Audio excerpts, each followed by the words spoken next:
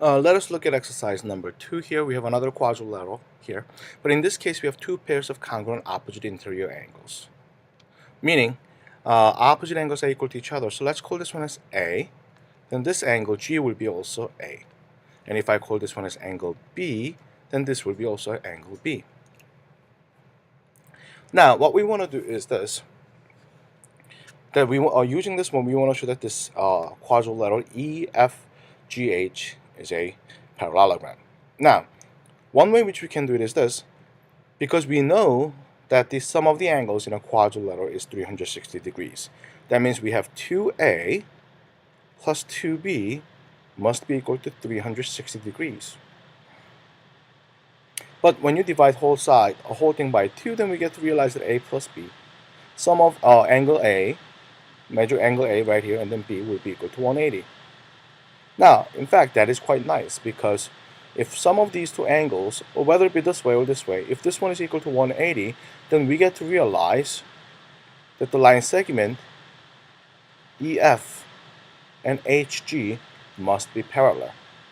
Because when the interior angles on the same side are supplementary, meaning add up to 180, then we get to realize that these two lines or line segments must be parallel to each other. Likewise, even if we cut it to this way, since the angle A plus B right over here, since they are equal to 180 when they add up to, since they are supplementary, we get to realize that the line EH and then GF also must be parallel. And that's the plan which we like to have. So let's try to write this one up together once again.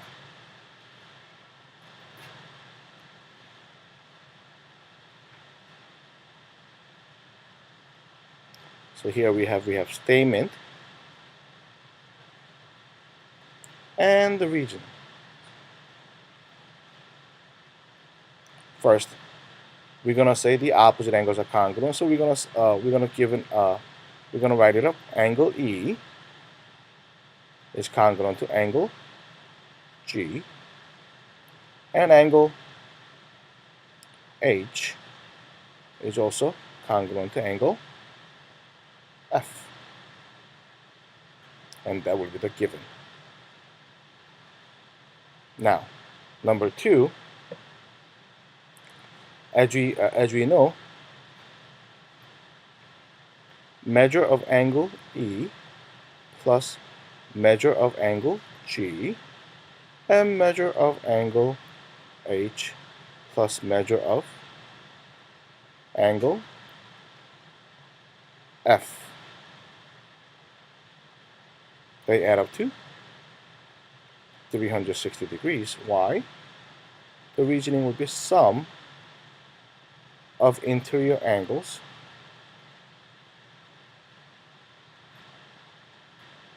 in a quadrilateral is simply 360 degrees. Now, step number 3. That tells us that half of them, which is measure of angle E plus measure of angle H, is equal to 180. And we can call this one as maybe division possibly, because we are simply dividing it by 2, or we can simply say halves of one quantity, which is sum of these angles, will be equal to half of 180 degrees, which is equal to, half of 360 degrees, which is equal to 180 degrees.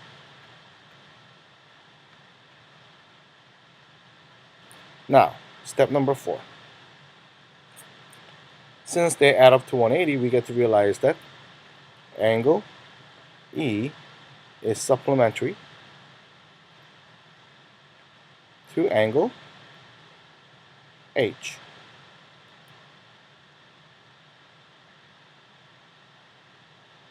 Now, reasoning will be supplementary angles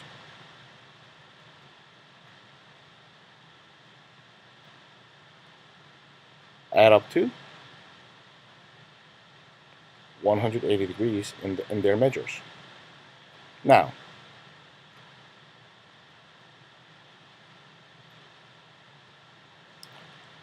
step number 5. then we can say line segment EF must be parallel to line segment HG. The reasoning will be when interior angles on the same side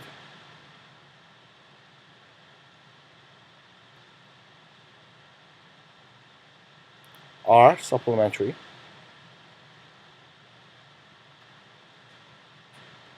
the lines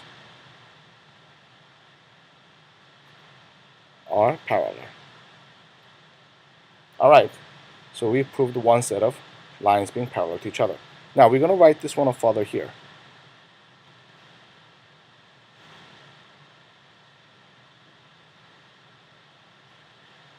Number 6.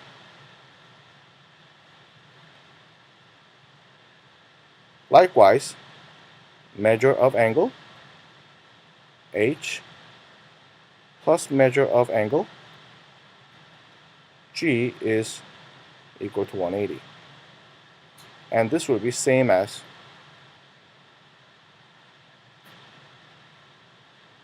number 3. And therefore, the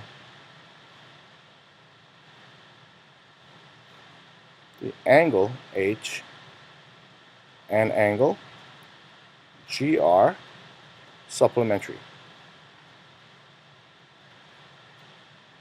And then the reasoning will be same as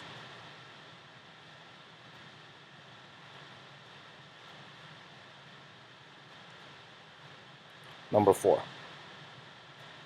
Supplementary angles add up to 180 in their measures. Number 8.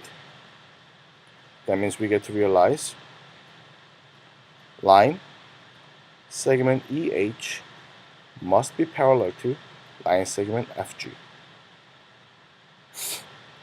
Now the reasoning will be once again same as 5.